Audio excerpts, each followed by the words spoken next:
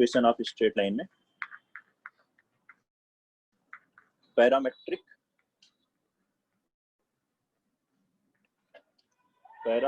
form are also known as distance form of equation of straight line.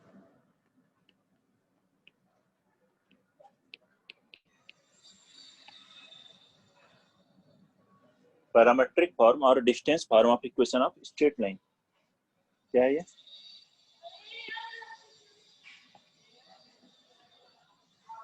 Equation of straight line, equation of a straight line passing through point x1 y1 क्या है? Passing through point a x1 y1 and inclined at an angle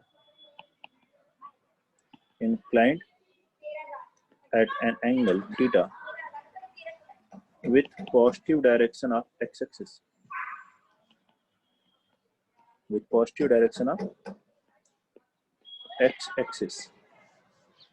will be x minus x1 upon cos theta is equal to y minus y1 upon sin theta is equal to r. देखिए क्या है ये line किसी एक point x1 y1 से पास होती है। इस लाइन पर एक मूविंग पॉइंट ले लें xy, ये पॉइंट P जो है xy इसी लाइन पे मूव कर रहा है, तो इसका लोकस ही ये स्ट्रेट लाइन है। इससे के बीच की डिस्टेंस लेट अस अज्यूम जो पॉइंट P है इससे कितनी डिस्टेंस पर है? r डिस्टेंस पर है। तो ये कोऑर्डिनेट कितना होगा? ये होगा x1, इससे x एक्सिस पे परपेंडिकुलर डालिए, ये लेंथ कितनी होगी x, इस पॉइंट A से x एक्सिस के पैरेलल लाइन बना लीजिए। ये एंगल अगर थीटा है तो ये एंगल भी क्या होगा? थीटा होगा। ये बताइए इसमें ये डिस्टेंस कितनी होगी? x minus x1। ठीक इसी तरह से ये डिस्टेंस देखें, ये कंप्लीट लेंथ है y और ये डिस्टेंस है y1, तो ये आ गया y माइनस y1। अब इस राइट एंगल ट्राइंगल में अगर आप cos थीटा देखें तो क्या होगा? cos थीटा होगा x minus x1 upon r, means x minus x1 upon cos theta is equal to r आ जाएगा। ऐसे ही y minus y1 upon sin theta is equal to r आ जाएगा। sin थीटा कितना होगा? y minus y1 upon r, मतलब y minus y1 upon sin theta is equal to r। यही लाइन की इक्वेशन है और स्लोप फॉर्म में भी ये कन्वर्ट हो जाएगी। देखिए sin थीटा को अगर मैं इधर मल्टीप्लाई कर दूं तो sin theta by cos theta tan theta, y बराबर y माइनस y1 बराबर m into x minus x1। यही स्लोप पॉइंट फॉर्म में लाइन की इक्वेशन होती है। इसी को पैरामेट्रिक फॉर्म में इसको कब यूज करना है? जब आपको डिस्टेंस दी हो इस पॉइंट से, या किसी डिस्टेंस पर पॉइंट कैलकुलेट करना हो, एक पॉइंट गिवन हो लाइन पर, तो उस केस में हमें ये यूज करना है वेयर r इज, यहाँ पे r जैसा हम देख रहे हैं, r इज डिस्टेंस बिटवीन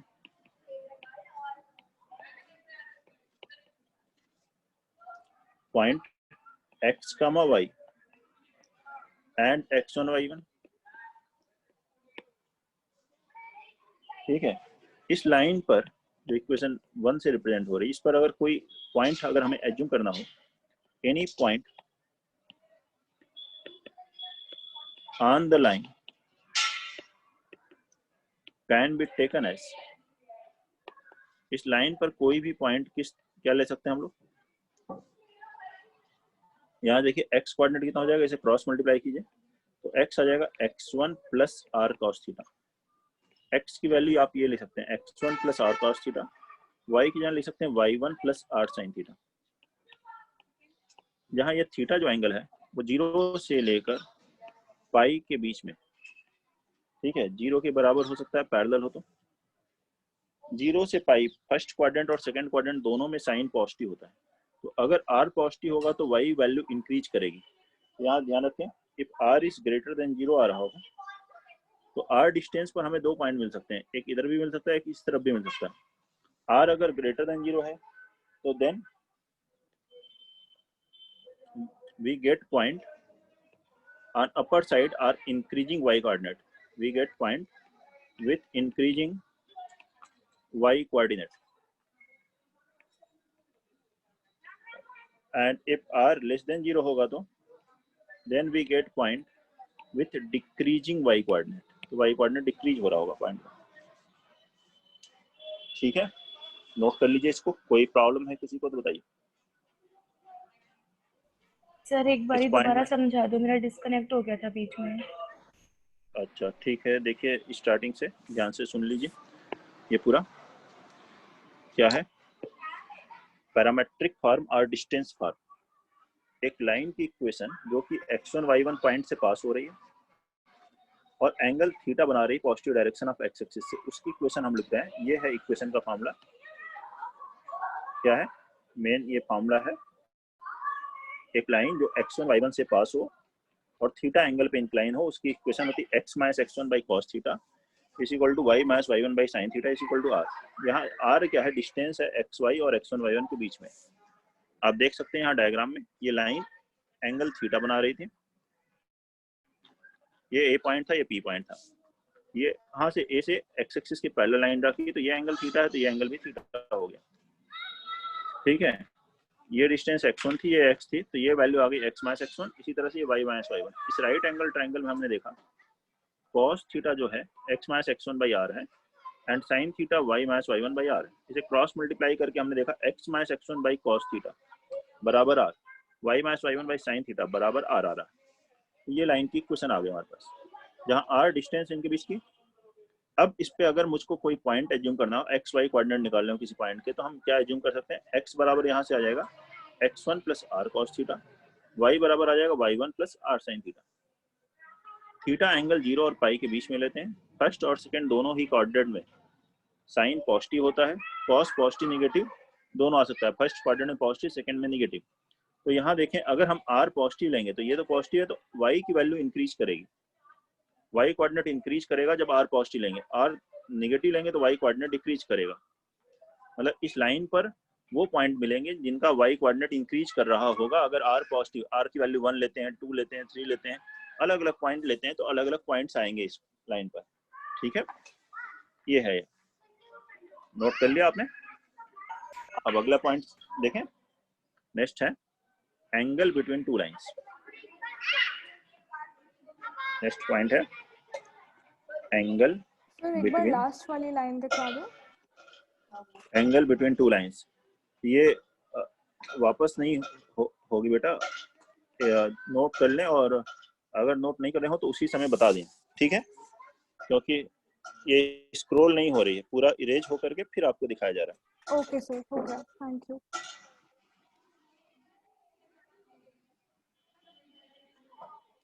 अभी मैंने दिखाने के लिए अन किया था, तो इसलिए आ गया आपके पास, लेकिन ठीक है। अब नेक्स्ट देखते हैं एंगल बिटवीन टू लाइंस।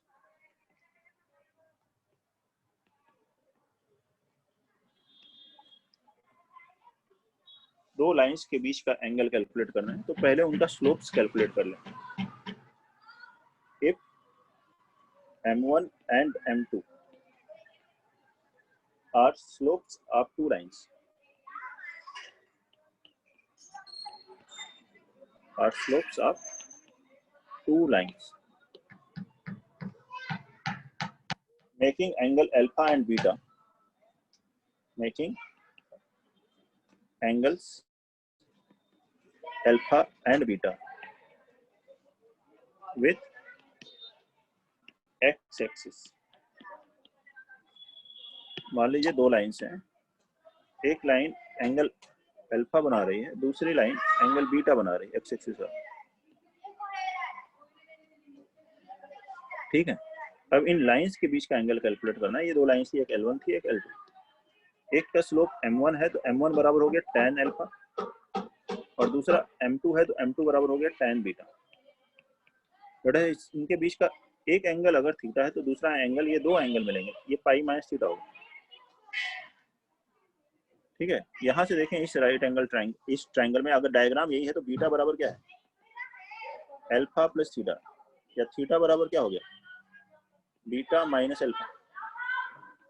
दोनों तरफ tan ले ले तो tan थीटा बराबर क्या होगा, tan beta minus alpha, tan beta minus tan alpha, इसको ले सकते हैं tan beta minus tan alpha upon 1 plus tan alpha tan beta.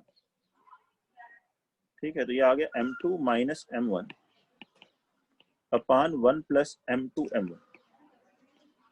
अब देखिए ये ध्यान से, तो यहाँ पे मैंने बीटा यहाँ अल्फा बनाया, लेकिन अगर यहाँ अल्फा ये बीटा होता, ये लाइन L1 इधर L2 इधर, तो आप m1 माइनस m2 लिख रहे होते डायग्राम से। ठीक है, या m2 माइनस m1 करोगे तो नेगेटिव आएगा, ये वाला एंगल आ जाएगा उस केस में। तो एक्यूट एंगल अगर आपको कैलकुलेट करना है तो बेटर क्या है, यहाँ पे मॉड ले लें, tan की वैल्यू 0 से π/2 तक पॉजिटिव होती है, तो मॉड लगाएंगे तो एक्यूट एंगल आ जाएगा।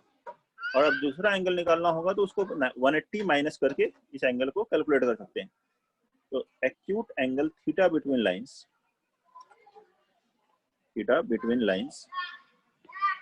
इज गिवन बाय,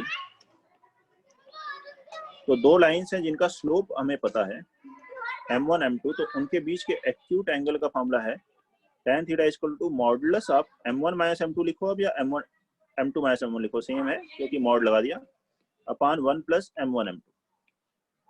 ये फॉर्मूला है एंगल बिटवीन टू लाइंस के लिए। नोट करेंगे, कोई डाउट है तो बताइए इस पॉइंट में।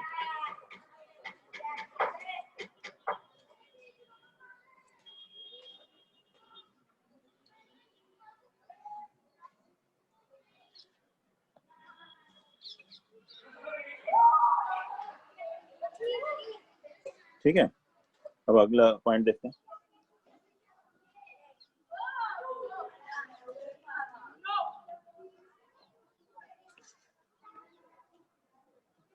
लाइंस विल बी पैरेलल, दो लाइंस पैरेलल हैं, या जितनी भी लाइंस दी हैं वो सभी पैरेलल होंगी if their slopes will be equal, if m1 is equal to m2। क्यों है ऐसा, अभी पढ़ा आपने, tan थीटा बराबर क्या है, m1 minus m2 upon m1 1 plus m1 m2। Parallel होने का मतलब इनके बीच का एंगल हो गया 0, tan 0 0 हुआ, क्रॉस मल्टीप्लाई किया तो m1 माइनस m2 बराबर 0, तो m1 बराबर m2 मिल गया। ये m1 is equal to m2 हो तो लाइंस क्या होती हैं, parallel. Second, lines will be perpendicular, दो लाइंस परपेंडिकुलर होंगी।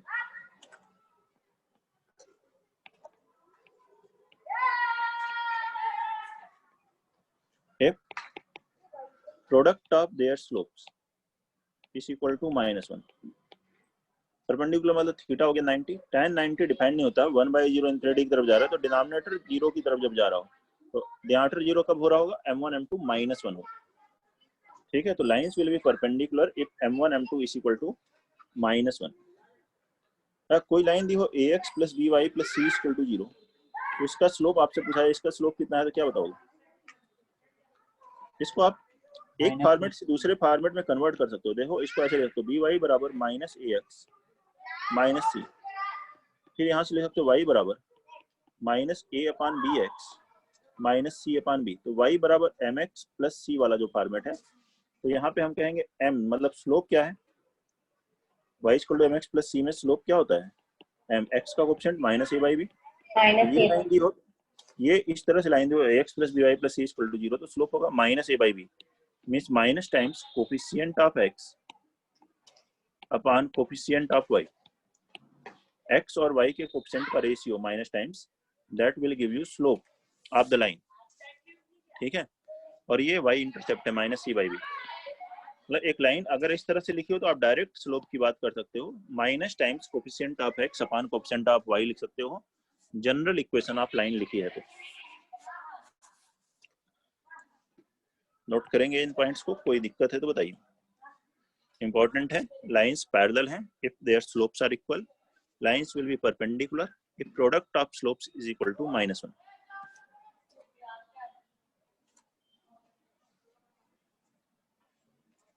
नेक्स्ट देखेंगे,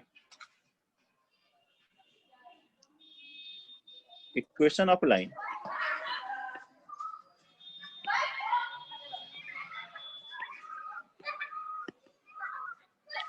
parallel to a given line, parallel to a given line,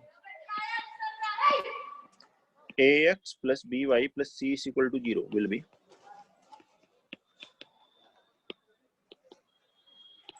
मान लो ये लाइन है ax plus by plus c is equal to 0, इसके पैरेलल कितनी लाइन होती है? इनफाइनाइट लाइन है इसके पैरेलल, ये लाइन भी पैरेलल है, ये भी पैरेलल है, इधर भी पैरेलल है, तो इनफाइनाइट लाइंस, तो वो फैमिली ऑफ लाइंस एक तरह से आ रही है हमारे पास, that line will be ax plus by। देखिए उसका स्लोप सेम होगा, इसका स्लोप कितना है -a/b, इसका स्लोप भी -a/b, इन दोनों का स्लोप सेम होना चाहिए। ये m1 ये m2 है तो m1 बराबर m2 बराबर m3, सबका स्लोप सेम है, और सबका स्लोप एक तरह से m, और स्लोप क्या होता है अभी पढ़ा था हमने, minus times coefficient of x upon coefficient of y, तो x और y का कोएफिशिएंट सेम होना चाहिए दोनों लाइन में। तो इस लाइन की इक्वेशन भी क्या लिखेंगे, ax plus by सेम है, बस ये कांस्टेंट को चेंज कर देंगे, ये c की जगह आप लैम्डा लिख देंगे। अब लैम्डा की वैल्यू डिपेंड करेगा और कुछ कंडीशन के ऊपर, लैम्डा बदलते जाएंगे तो भी लाइन सभी लाइंस पैरेलल आएंगी, मतलब ax plus by plus 1 लिखें, plus 2 लिखें, plus 3 लिखें, plus -1 लिखें, -2/3 लिखें, -√2 लिखें, ये सभी लाइंस इस लाइन के पैरेलल होगी। ऐसे ही नेक्स्ट पॉइंट इंपॉर्टेंट है ये सभी, equation of a line, equation of a line perpendicular to a given line ax plus by plus c is equal to 0 will be। अब क्या करा है, इसके परपेंडिकुलर लाइन के क्वेश्चन, तो अब देखिए एक लाइन है ax plus by plus c is equal to 0, तो इसके परपेंडिकुलर कितनी लाइंस होती हैं, एक लाइन के परपेंडिकुलर, अगेन इनफाइनाइट लाइंस है, ये भी परपेंडिकुलर है, ये भी परपेंडिकुलर है, ये सब परपेंडिकुलर है, फैमिली ऑफ लाइंस एक तरह से। इसका स्लोप कितना है -a/b, इस लाइन का, तो इस लाइन का स्लोप कितना होना चाहिए, slope of product of slope -1 होता है, तो मतलब इसका स्लोप अगर m है तो इसका -1/m होगा, तो प्रोडक्ट क्या होगा, लाइन का स्लोप अगर m है तो उसके परपेंडिकुलर लाइन का स्लोप कितना होगा -1/m, जिससे प्रोडक्ट हो जाए -1, तो मतलब इसका स्लोप कितना होना चाहिए b/a। ऐसा कब होगा, देखिए तो ये लाइन बन जाएगी bx minus ay।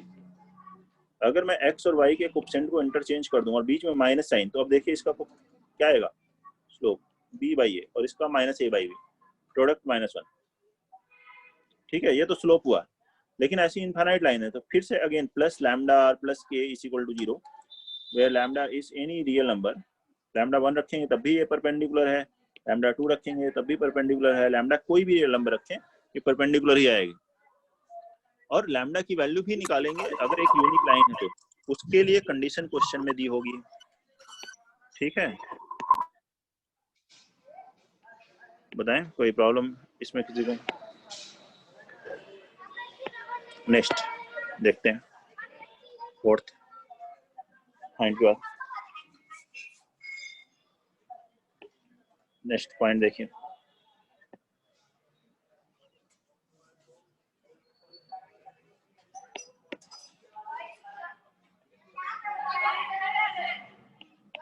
और मैं ये लिखें, देयर आर टू लाइंस, दो लाइंस की क्वेश्चंस है, if a1x plus b1y plus c1 is equal to 0 and a2x plus b2y plus c2 is equal to 0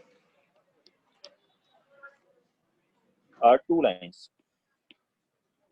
ये दो लाइंस है, are two lines, then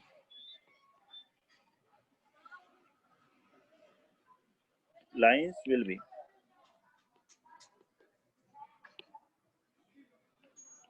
first point intersecting. देखिए ये दोनों lines एक प्लेन में है, 2 डायमेंशन में है, 3 डायमेंशन में नहीं है, इस प्लेन में है, तो ये दो लाइंस इंटरसेक्ट करेंगी या फिर पैरेलल होंगी, अगर पैरेलल नहीं है तो इंटरसेक्ट करेंगी, लाइन सेगमेंट नहीं है, लाइन इनफाइनाइट लेंथ की है। तो इंटरसेक्टिंग कब होती है? जब इनका स्लोप बराबर ना हो। स्लोप क्या है पहले वाले का? -a1/b1, दूसरे का -a2/b2। ये अगर इक्वल नहीं है, माइनस माइनस कैंसिल कर दो, क्रॉस मल्टीप्लाई करो, तो इसको ऐसे भी लिख सकते हो, a1/a2 is not equal to b1/b2। मतलब डायरेक्ट ये लाइन देखते हुए क्या करो, x के कोफिशिएंट का रेशियो, y के कोफिशिएंट का रेशियो अगर बराबर नहीं आता है तो आपको कांस्टेंट का रेशियो नहीं निकालना है, पहले सबसे पहले x और y के कोफिशिएंट का रेशियो निकालना है। अगर वो बराबर नहीं आता है तो लाइंस, ये दोनों लाइंस इंटरसेक्टिंग होगी, यही दोनों लाइंस पैरेलल होंगी। कब होगा? देखिए यहाँ से -a1/b1 ये बराबर हो गया -a2/b2, इन दोनों का स्लोप सेम हो गया, माइनस माइनस कैंसिल हो गया और क्रॉस मल्टीप्लाई किया तो a1/a2 is equal to b1/b2। Parallel होंगे जब ये हो, लेकिन ये दोनों लाइन अलग अलग होंगी, दोनों एक ही जगह पे आ जाए, मतलब दोनों इक्वेशंस एक ही लाइन को रिप्रेजेंट करने लगे, ऐसा भी हो सकता है। तो यहाँ लिखे पैरेलल बट डिस्टिंक्ट, मतलब डिफरेंट लाइंस हो, बट डिफरेंट या डिस्टिंक्ट लाइंस। ऐसा कब होगा? a1/a2 बराबर b1/b2 है, लेकिन c1/c2 के बराबर नहीं है। ये c1/c2 के बराबर नहीं होना चाहिए, c1/c2 के भी बराबर आ गया तो उस केस में क्या हो जाएगा, ये पैरेलल के साथ साथ सेम हो जाएंगी, एक ही मतलब कोइंसिडेंट हो जाएंगे। पैरेलल एंड कोइंसिडेंट मतलब दोनों लाइन इक्वेशन एक ही लाइन को रिप्रेजेंट करने लगेंगी, दो इक्वेशन सेम लाइन की इक्वेशन बन जाएगी। If a1/a2 will be equal to b1/b2 will be equal to c1/c2। जैसे मान लीजिए एक इक्वेशन लिखिए x + y + 2 = 0 और दूसरी लिखिए 2x + 2y + 4 = 0। तो अब ये दोनों इक्वेशन में कोई डिफरेंस नहीं है, आप 2 कॉमन लो, यही आ जाएगा पहला वाला, 2 से डिवाइड कर दो। यही रेशियो अगर आप देखते हो 1/2 1/2 2/4 1/2 बराबर है, तो मतलब दो इक्वेशन सेम लाइन को ही रिप्रेजेंट कर रही हैं। तो ऐसा हुआ तो हम कहेंगे पैरेलल एंड कोइंसिडेंट, मतलब दोनों इक्वेशंस सेम लाइन की इक्वेशन को दो अलग तरीके से लिखा गया। समझ गए? कोई दिक्कत है इसमें? बताएं, नोट कर लीजिए, किसी को भी कोई प्रॉब्लम है तो बताइए, अदरवाइज नोट करें जल्दी से।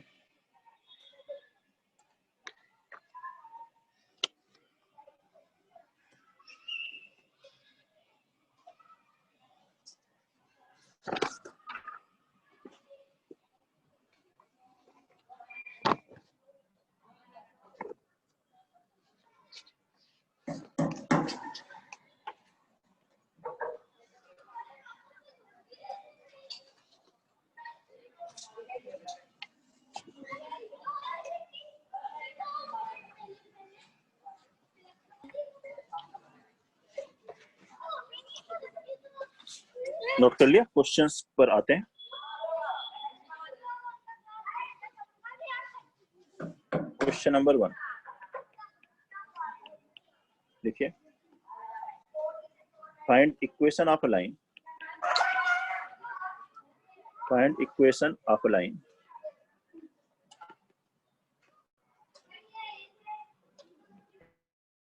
passing through, find equation of a line passing through 1, 2 and making an angle of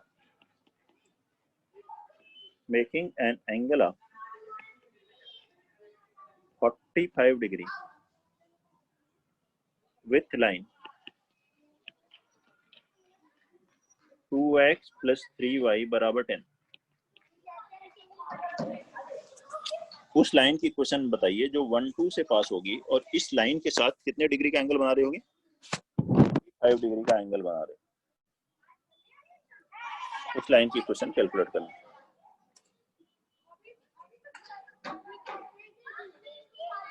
find equation of line passing through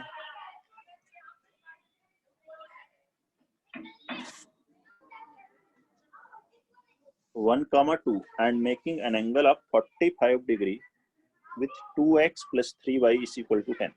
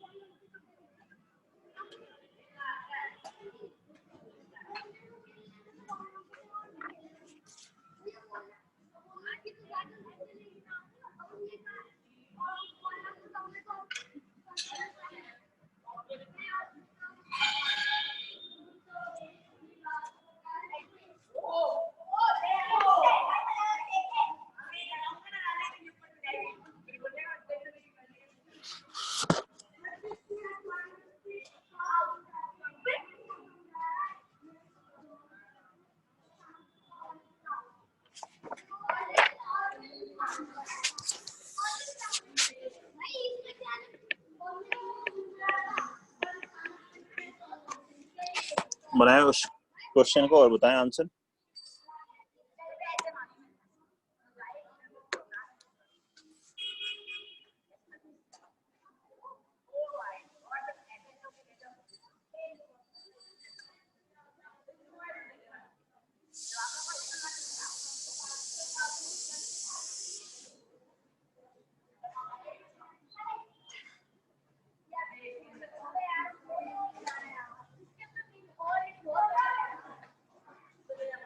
Somdatt का आंसर आ गया है x plus 5y is equal to 11। ये आंसर बता रहा है। ऐसी कितनी लाइन होंगी सर? दो होंगी, तो दो आंसर होने चाहिए। ठीक है, आपके पास इस क्वेश्चन के दो आंसर आप बताएं। क्यों ऐसा होगा दो? देखें, लेट ये लाइन है 2x plus 3y is equal to 10। एक 0.12 से लाइन पास हो रही है और इससे 45 डिग्री का एंगल बना रहे, तो 45 डिग्री ऐसे ही बन सकता है और इस तरीके से भी आ सकती है वो लाइन 45 डिग्री एंगल बनाते हुए। तो दो तरफ से आ सकता है कि नहीं?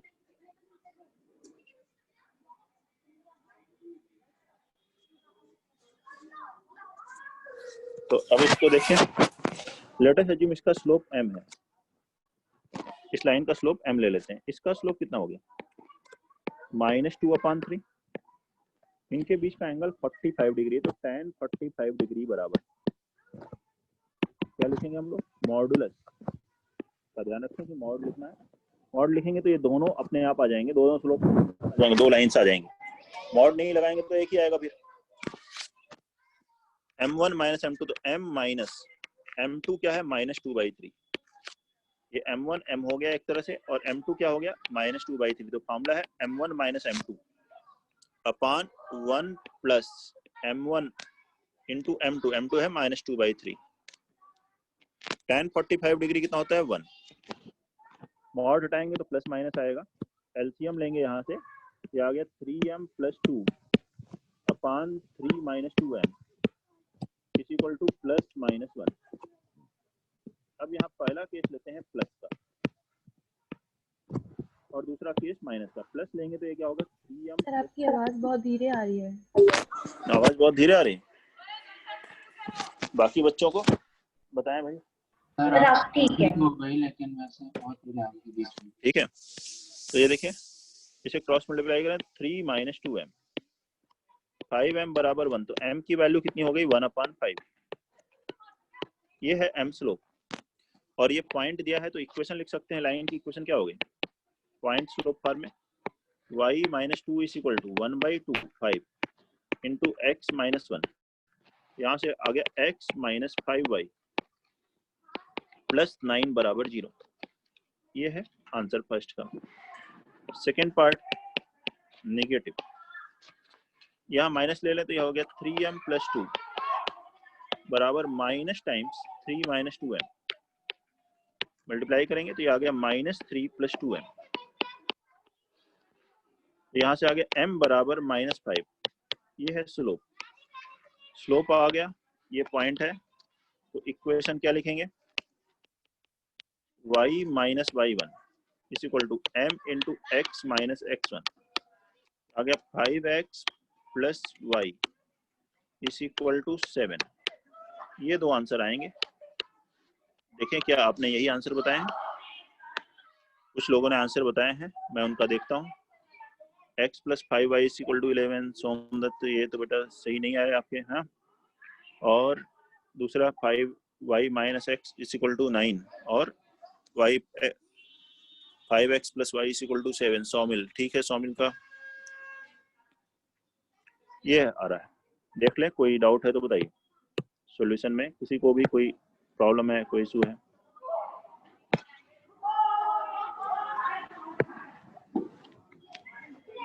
ठीक, अगले क्वेश्चन पे चलें। इसी टाइप का क्वेश्चन चलो लिखते हैं, ट्राई करो, बन जाना चाहिए। अब लिखें अगला क्वेश्चन, लिखिए question number 2। Question number 2, find equation of line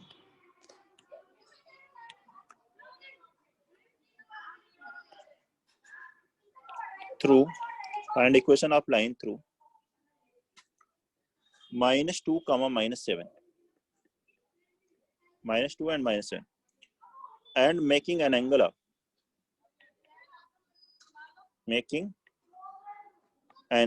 of tan inverse 3/4 with 4x plus 3y is equal to 3, with 4x plus 3y is equal to 3.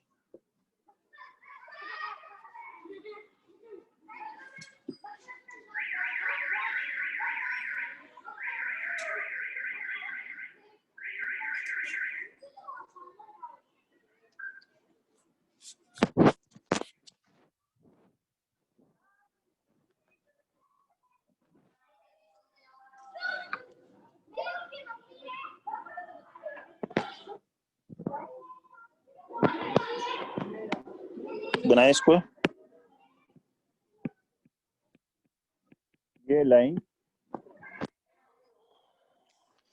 tan inverse 3/4 मतलब अगर एंगल थीटा है tan इनवर्स 3/4 तो मतलब tan theta कितना है, 3/4 है। तो इस लाइन के साथ एंगल थीटा बनाते हुए, तो एंगल थीटा बनाते हुए इधर भी लाइन आ सकती है और इस तरफ भी आ सकती है एंगल थीटा के साथ। तो अगेन दो आंसर आएंगे। वैसे ही ये -2 -7 है और इस लाइन का स्लोप कितना हुआ, -4/3। ये अगर m2 है तो इस लाइन का स्लोप m ले लीजिए, वही m1 बराबर m, फार्मूला लगाइए और ठीक उसी तरीके से आंसर आ जाएंगे आपके।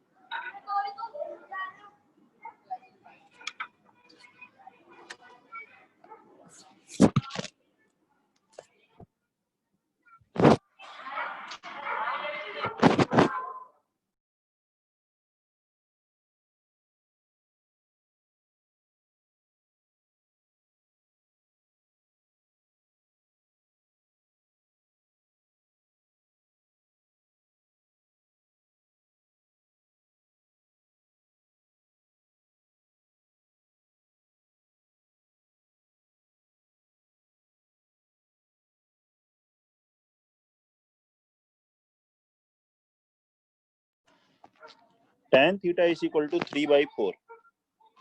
अब फार्मूला लगाइए, क्या होगा, m1 minus m2 mod m1 minus m2, m2 कितना हुआ, -4/3 प्लस 4/3 अपान 1 plus m1 m2, m1 into 4 -4/3,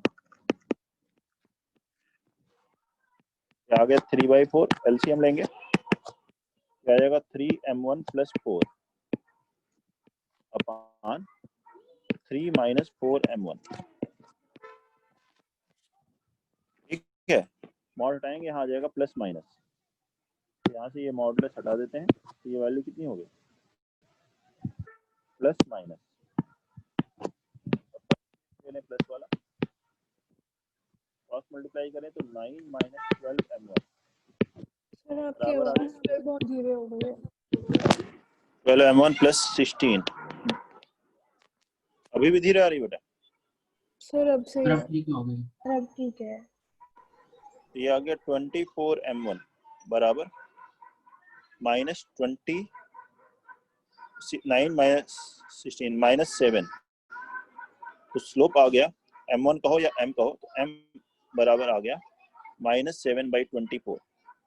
slope मालूम है, पॉइंट पता है, तो इक्वेशन लिख सकते हैं लाइन की। इक्वेशन क्या होगी, y माइनस y1 बराबर m into x minus x1। Cross multiply करके एक तरफ लिख लें तो यह हो गया 7x प्लस 24y 168 प्लस 14 कितना हो गया 182 बराबर 0। देखिए ये आ रहे है क्या? Yes sir. ये आया किसी का? Yes sir. Yes sir. Yes sir. लेकिन कई लोगों ने आंसर तो अलग बताया है। सर कैलकुलेशन चैट में जो लिखा है तो देखिए कैलकुलेशन मिस्टेक मतलब मेरे से नहीं हुई है, उन्हीं से हुई है इसका मतलब। हाँ, क्योंकि कई और स्टूडेंट का आ गया है ये आंसर। तो देखिए माइनस दूसरा किस लेंगे, माइनस लेंगे तो क्रॉस मल्टीप्लाई करेंगे। अब हो गया -9 प्लस 12 m1 बराबर 12 m1 प्लस 16। m1 कैंसिल, ऐसा कैसे होगा बताओ? जब m1 कैंसिल हो रहा हो तो क्या हो रहा है, उसका मतलब एक रूट इन्फिनिटी की तरफ जा रहा है। मतलब लाइन जो है ऐसा जब मिल रहा हो आपको, देखो ये कैंसिल हो रहा है ना, जब निगेटिव ले रहे हैं तो उसका मतलब क्या है, एक रूट इन्फिनिटी हो रहा है और ये लाइन जो है किसके पैरेलल हो जा रही है, वाई एक्सिस के पैरेलल हो जा रही है। तो ऐसा होगा, अब वाई एक्सिस के पैरेलल हो तो उसकी इक्वेशन क्या लिखते हैं। मान लो ये वाई एक्सिस है, एक्स एक्सिस है, -2 -7 से लाइन पास हो रही है, तो इसका स्लोप क्या हो गया, ऐसे लिखोगे y minus y1 equal to m की जगह लिखो 1/0 इंटू x माइनस x1। ये 0 इधर मल्टीप्लाई हो जाएगा, मतलब ये बन गया x प्लस 2 बराबर 0। मतलब लाइन की इक्वेशन क्या आ गई, x बराबर -2। तो ये आंसर लिखा जाएगा x बराबर -2। देख लीजिए दो लाइन्स आएंगी और ये आंसर होगा। समझ रहे हैं सभी लोग? किसी को दिक्कत है? एक बार लास्ट पार्ट वापस समझा दो। लास्ट पार्ट में देखो ये क्या था, माइनस वाला केस लिया, यहाँ प्लस माइनस था तो माइनस वाला केस लिया। जब माइनस लिया क्रॉस मल्टीप्लाई किया तो -3 इंटू -3 -9 प्लस 12 m1 आया, और इधर 4 को मल्टीप्लाई किया 12 m1 प्लस 16 आया। ये 12 m1 कैंसिल हो रहा है तो 16 बराबर -9 हो, ऐसा नहीं हो सकता। लेकिन अगर इस तरह की रिलेशन आ रही हो तो उसका मतलब है वो जो स्लोप है वो इन्फिनिटी की तरफ अप्रोच कर रहा है। इन्फिनिटी की तरफ अप्रोच करने का मतलब जो लाइन है वो वाई एक्सिस के पैरेलल है वाई एक्सिस के, ठीक है। अब अगर उस लाइन की इक्वेशन लिखनी हो स्लोप पॉइंट फॉर्म से तो यही पॉइंट था -2 -7, तो y माइनस y1 बराबर m into x minus x1। तो m की जगह आप ऐसे लिख लिया करो 1/0, जैसे इन्फिनिटी है तो इस 0 को इधर मल्टीप्लाई कर दो, ये हो गया 0। तो x प्लस 2 बराबर 0, तो x बराबर -2, ऐसे लाइन निकालेंगे, ठीक है। या y एक्सिस के पैरेलल डायरेक्ट लिख सकते हो x बराबर कांस्टेंट, तो x बराबर ये जो x कोऑर्डिनेट है यहाँ पर -2, उससे भी लिख सकते हो आप। देख लीजिए और बताएं कोई दिक्कत है तो।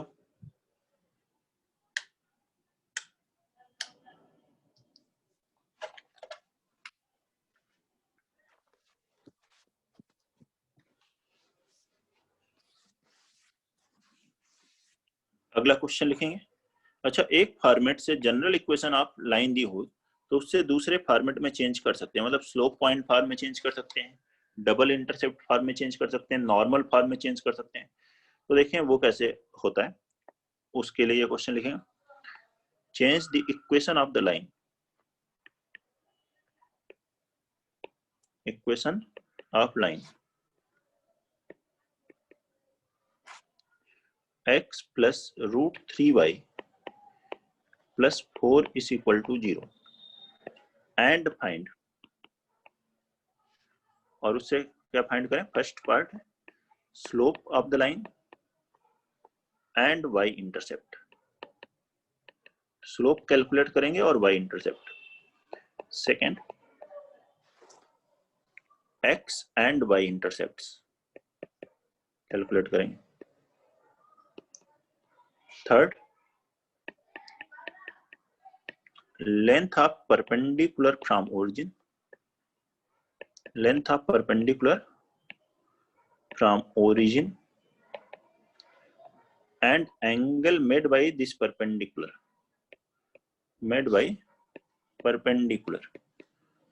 from positive x-axis, ये कैलकुलेट करें इस क्वेश्चन में।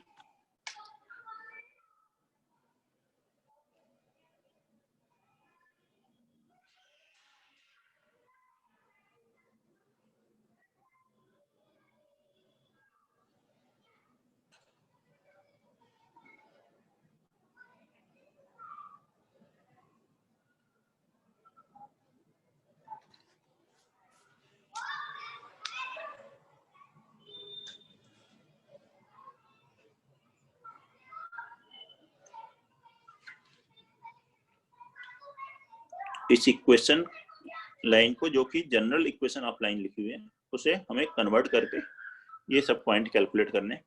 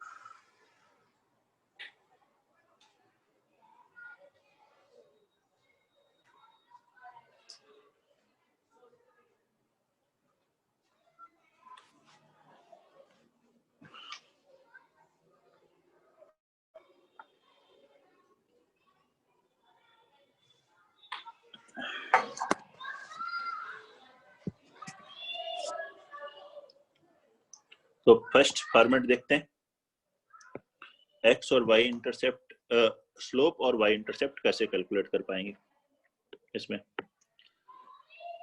इसके लिए इसको स्लोप इंटरसेप्ट फॉर्म में कन्वर्ट कर लें। तो फर्स्ट कर रहे हैं हम लोग। स्लोप इंटरसेप्ट फॉर्म क्या होता है? स्लोप इंटरसेप्ट फॉर्म है y बराबर mx प्लस सी, जहाँ m है स्लोप और c है y इंटरसेप्ट। y बराबर mx प्लस सी वाले फॉर्मेट में कन्वर्ट करना है, तो √3y बराबर क्या लिख लिया, -x -4। तो यहां से आ गया y बराबर -1/√3x -4/√3। अब इससे इक्वेट कर लिया, यही क्या है, स्लोप है और ये है y इंटरसेप्ट। तो स्लोप आ गया -1/√3 एंड y इंटरसेप्ट यहाँ पर हमारे पास इस लाइन का आ जाएगा, दैट इज -4/√3। कोई दिक्कत है इसमें? सेकेंड, अब इसके बाद कैलकुलेट करेंगे x और y इंटरसेप्ट्स दूसरे फॉर्मेट में, मतलब इंटरसेप्ट फॉर्म में चेंज करेंगे इस लाइन को। फर्स्ट फॉर्मेट था, हमने कन्वर्ट किया y बराबर mx प्लस सी में। अब सेकेंड देखते हैं, x plus √3y plus 4 is equal to 0, ये लाइन दी हुई है। और इंटरसेप्ट फॉर्म कौन सा होता है? इंटरसेप्ट फॉर्म होता है x/a plus y/b is equal to 1। इस फॉर्मेट में इसे कन्वर्ट करना है। तो कैसे कन्वर्ट करेंगे, x plus √3y is equal to -4। इस -4 से डिवाइड कर लें तो ये हो गया x अपान -4 प्लस y अपान -4, और ये √3 को भी डिनोमिनेटर में डिवाइड कर दें -4/√3 इज इक्वल टू 1। ऐसे कन्वर्ट करना है, x का कोएफिशिएंट +1 होना चाहिए, y का कोएफिशिएंट +1 होना चाहिए, ऐसे, और यहाँ बीच में प्लस है। यहाँ से ये जो है a के बराबर, मतलब x इंटरसेप्ट कितना आया -4 एंड y इंटरसेप्ट कितना आया -4/√3। देखिए y इंटरसेप्ट जो यहाँ से आया वो यहाँ पे सेम है, इससे कैलकुलेट करें, ऐसे कैलकुलेट करें। ये है सेकेंड फॉर्मेट जब हमने इसको इंटरसेप्ट फॉर्म में चेंज किया इस लाइन।